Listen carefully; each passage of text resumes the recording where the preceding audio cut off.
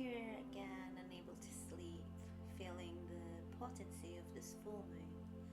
So I'm going to be sharing something I've been working on, allowing those listening to receive it with the amplified energy of the moon, no matter when you hear this. The February full moon carries a deep, resonant force, stirring the waters within us and illuminating the hidden layers of our being.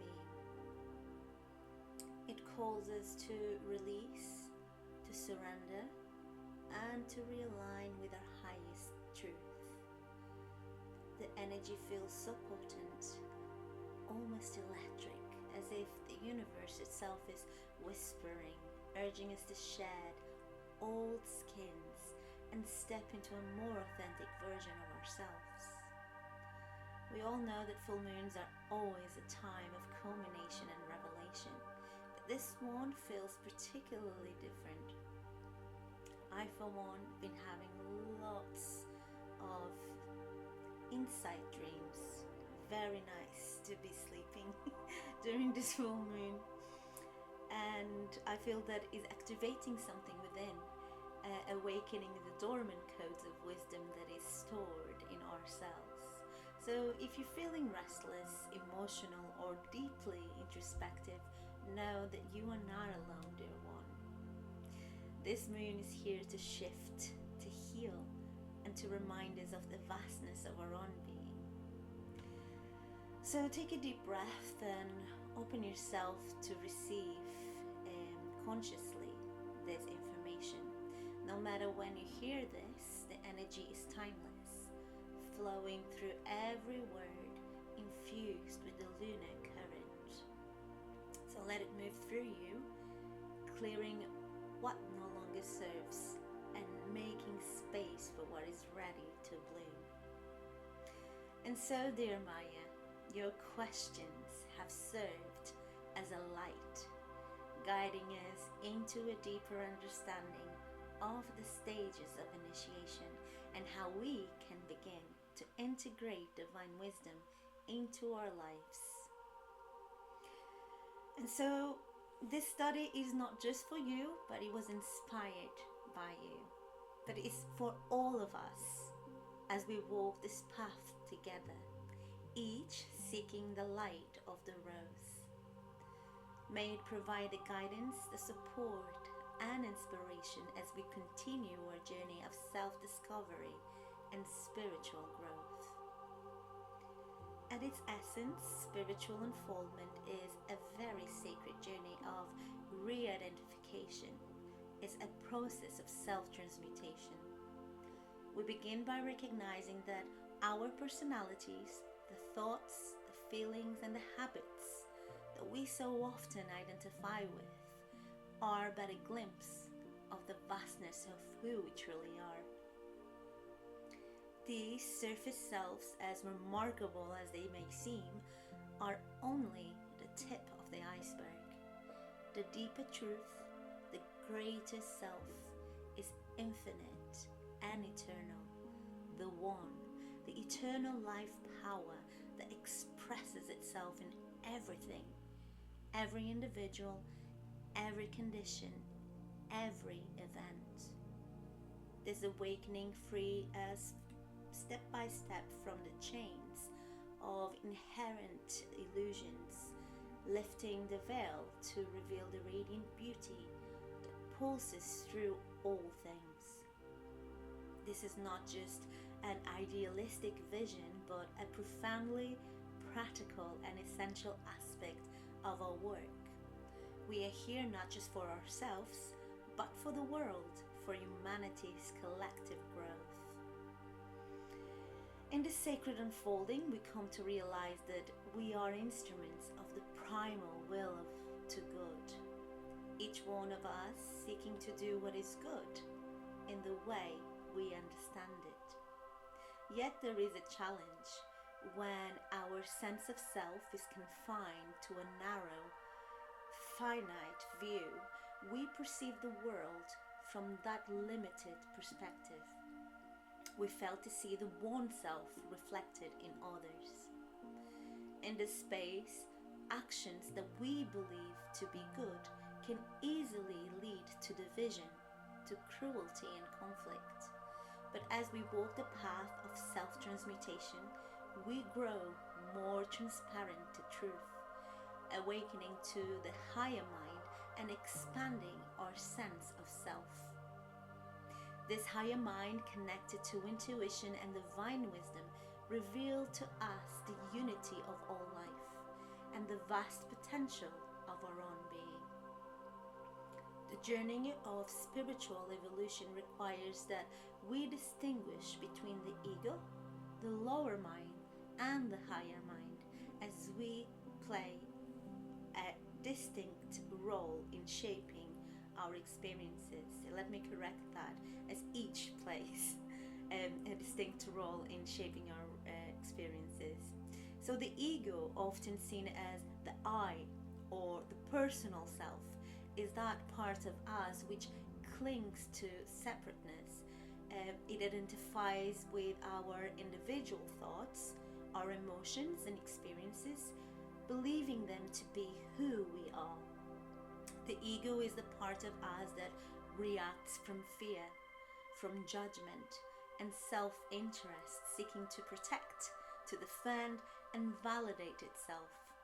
It can manifest in ways that create division and conflict, seeing the world in terms of me versus them, or right versus wrong. And we can go even deeper here into this exploration as to acquire more insight. Did you know that the ego, or the I, is not fully integrated into the physical body until around the age of 7? Before this age, a child's psyche is not completely connected to their physical form. The soul or spirit of the child is still in a more fluid, less embodied state, and the process of becoming fully incarnated in the body takes several years. And this concept is rooted in the understanding of child development and the spiritual dimensions of human growth. From birth to around the age of 7, the child is in a stage referred to as sensorial development. This phase is characterized by the child's deep connection to the spiritual world, but not yet in full alignment with their physical body. Around the age of 7, the I, or ego, begins to incarnate more fully into the body, and the child becomes more conscious of their individual identity and self-awareness. This is why we hear that children are still more spiritually open and connected to the cosmic world before the age of 7, while after this age they begin to take on a stronger sense of self as separate from the rest of the world, becoming more rooted in their physical, individual existence. This phase marks the transition from a more spiritually fluid existence to the solidification of the child's earthly self, which is necessary for them to engage fully with the material world and begin developing a personal identity and consciousness. I am getting a bit off track here, but I had to share it. This is also why I have chosen to home-educate my daughter. So I had to put it out there. So now, getting into the lower mind is linked closely with the ego and operates from the realm of logic and reason, but is often clouded by illusion. It perceives reality through a dualistic lens, categorized into polarities like good and bad, success and failure, truth and falsity. The lower mind is essential for functioning in the material world, solving practical problems and navigating day-to-day life.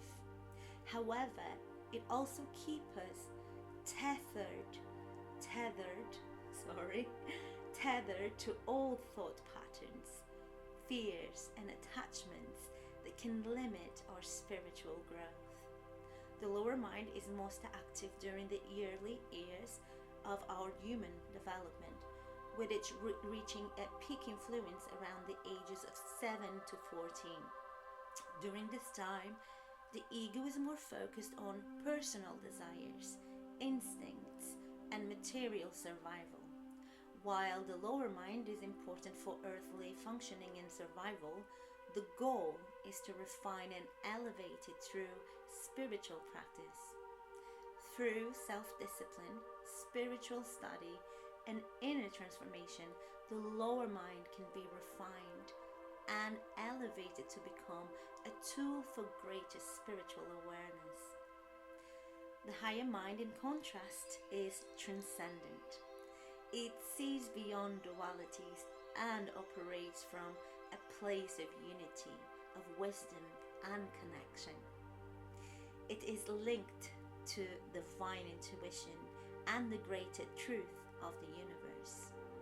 The higher mind allows us to access deeper states of consciousness, tapping into the collective wisdom of humanity and the divine. It does not cling to separateness, but recognizes that everything is interconnected and that all forms of life express the same divine essence. The higher mind is able to process both the intellectual and spiritual dimensions of existence and continues to evolve through maturity and into old age, where spiritual insight and wisdom can flourish.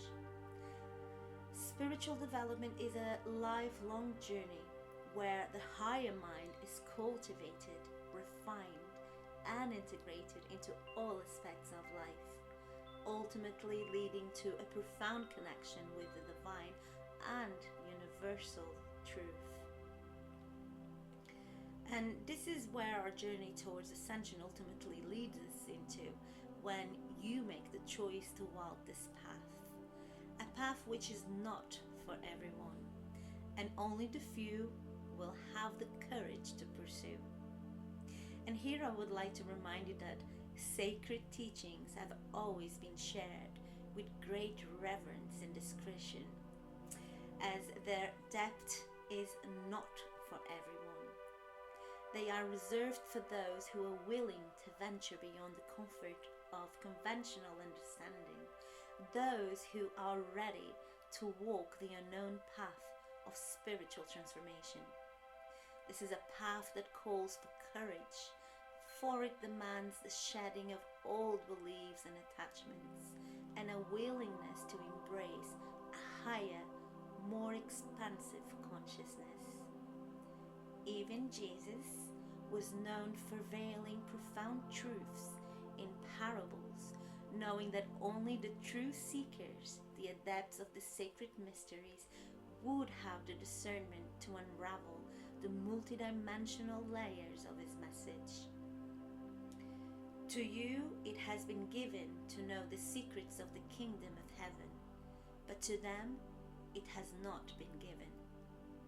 In his teachings, he spoke in riddles and symbols, often stating, "He who has ears to hear and eyes to see," pointing to the fact that spiritual wisdom is not conveyed through words alone, but through a deeper inner listening that transcends the surface understanding.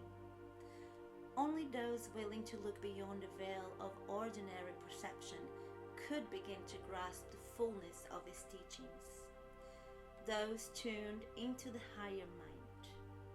Now let's consider spiritual practices like affirmations and mantra meditation, so you can gain clarity in understanding these levels. Affirmations are valuable tools for engaging the lower mind. They help us reprogram our thoughts, clearing the mental obstacles and illusions that limit our perception. For example, when we affirm, "I am worthy of love and abundance," we are directly addressing the lower mind, which can often hold limiting beliefs or fears about unworthiness. Through repetition, these positive statements rewire our mental patterns, bringing our thoughts into alignment with higher truths. However, mantras and toning, on the other hand, work on a more subtle way, on a subtle level, beyond the mental plane. When we chant a mantra, we are not merely using words to influence our thoughts. The sound and vibration of the mantra reach the etheric or astral realms, connecting us to the subtle energies of the universe. Mantras create a resonance that vibrates through our emotional and spiritual bodies, helping to harmonize the higher mind with the divine.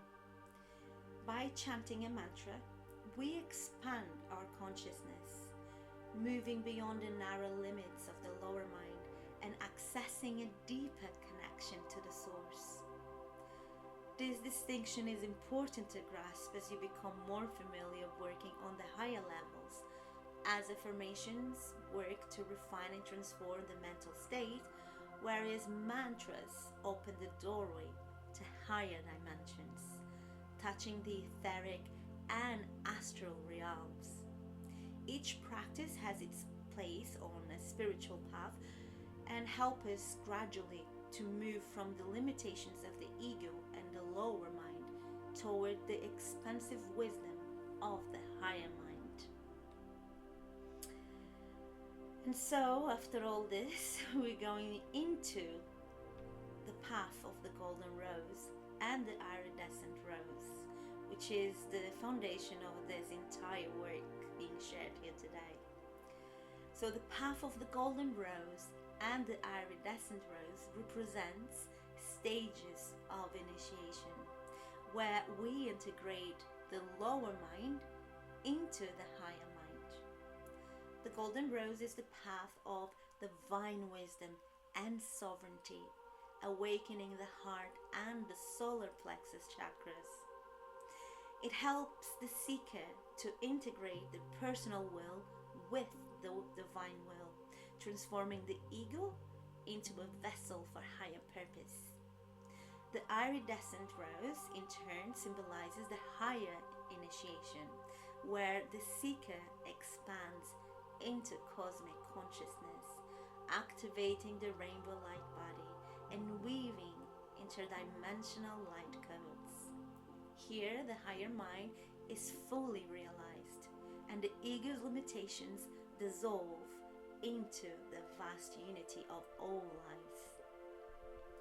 Both the golden and the iridescent roses are not in competition. They actually complement each other, representing different aspects of the divine unfolding. Some are called to anchor the wisdom of the golden rose, while others resonate more with the expansive path of the iridescent rose. Both paths serve the same purpose, which is the integration of the lower mind with the higher and the transformation of the ego into a clear vessel for divine wisdom. Lastly, keep in mind that this journey is one of integration. As we walk this path, we must remember the importance of defining where we are in any given moment. Are we acting from the limited, egoic self, driven by fear and separation? Or are we aligning with a higher mind, seeing beyond duality into the unity of all things? Through practices like affirmations and mantras, meditation, prayer, and sound healing, we can begin to refine our consciousness, moving ever closer to the truth of who we are, the vast, infinite self that is born with all life.